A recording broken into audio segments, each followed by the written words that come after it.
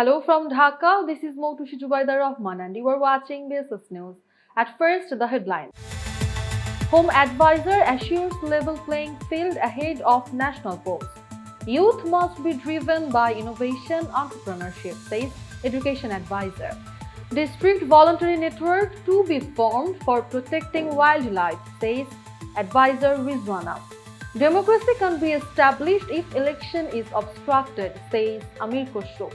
Trump kicks off Asia tour with Malaysia summit ahead of Xi meeting. Now the details. Home Advisor assures level playing field ahead of national polls. Home Advisor Lieutenant General retired Mohammad Jahangir Alam Chaudhary today assured that the government will ensure a level playing field ahead of the upcoming Jatiyo সংসদ polls to hold a credible election. He told newsmen after the 15th meeting of the Council of Advisors on Law and Order at the Ministry of Home Affairs in the Bangladesh Secretariat. Brushing aside allegations of some political parties about biased postings of government officials, the Home Advisor said that they are yet to receive such a complaint. All postings, he said, were made through proper verification, rejecting requests from various quarters. The advisor urged media to report if any recruitment or posting was made through bribery or irregularities and called upon all not to make any personal requests for postings. If political parties act responsibly and people behave properly, the upcoming parliamentary polls will be held in a fair and proper manner, he added. Youth must be driven by innovation entrepreneurship, says Education Advisor. Education Advisor Professor Dr. Chaudhary Rafiqul Abrar today urged the young generation not to limit themselves to being job seekers, but to embrace innovation, entrepreneurship and moral leadership. He told the 37th convocation of the Islamic University of Technology. Dr. Abrar said that education is not an expense but an investment in peace, prosperity and human resources. He said the Bangladesh government is undertaking education reform programs prioritizing equality, quality enhancement and digital transformation.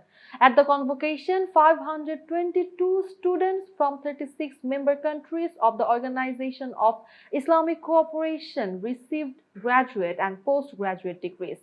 Paying tribute to students and alumni who lost their lives in the July 2024 mass uprising, he urged graduates, your education is a trust. Use it for the welfare of humanity in the path of morality and innovation.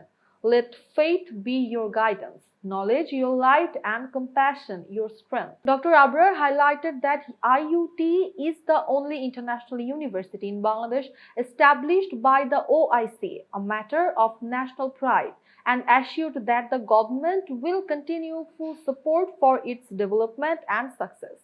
The ceremony was attended by representatives of the OIC, diplomats, teachers, guardians, and students, including Ambassador Aftab Ahmed Khokar, elected as Assistant Secretary General for Science and Technology of the OIC, Professor Dr. Mustafizur Rahman, and IUT Vice Chancellor Dr. Muhammad Rafiqul Islam.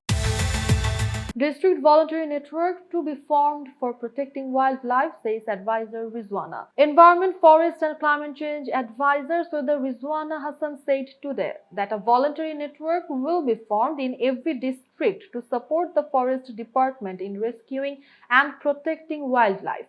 She told a discussion organized by the Forest Department at Agargaon in Dhaka, marking International Freshwater Dolphin Day. The advisor said dolphins are vital indicators of river health, adding that when dolphins survive, rivers and humans survive too.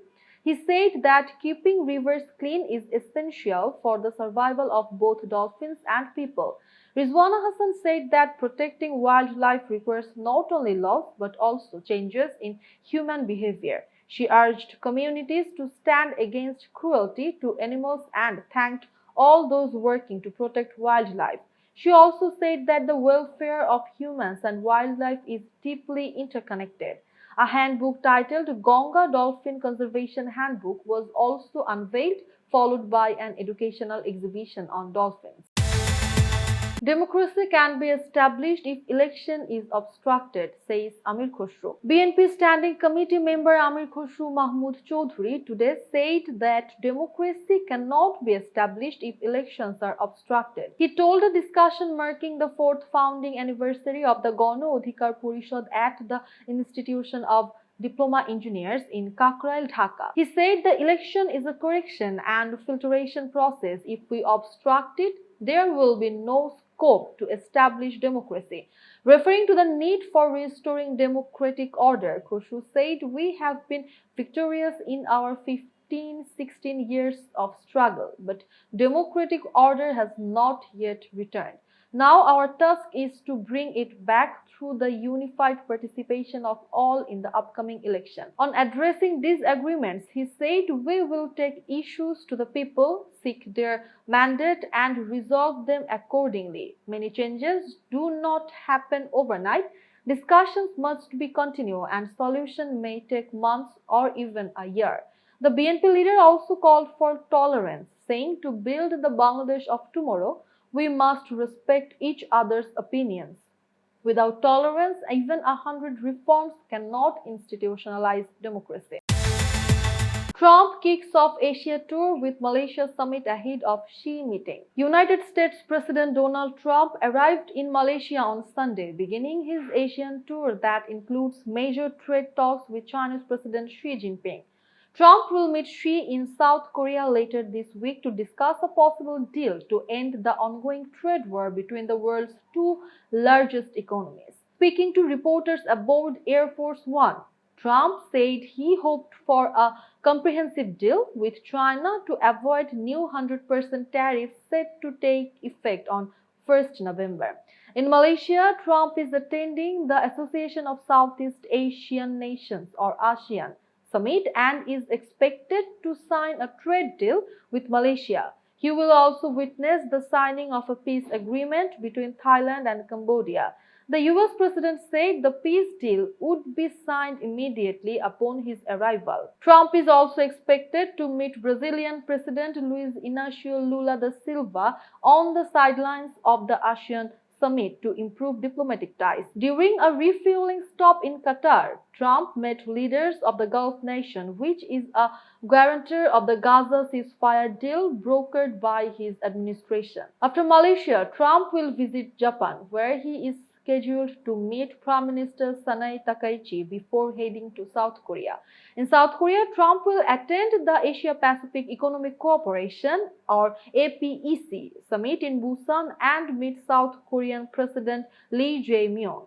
Global attention will focus on his meeting with Xi Jinping on Thursday, which could determine the future of the trade war. There is also speculation that Trump may meet North Korean leader Kim Jong-un during his visit to the Korean Peninsula. That's all for now. For more updates, visit bssnews.net. Thanks for watching.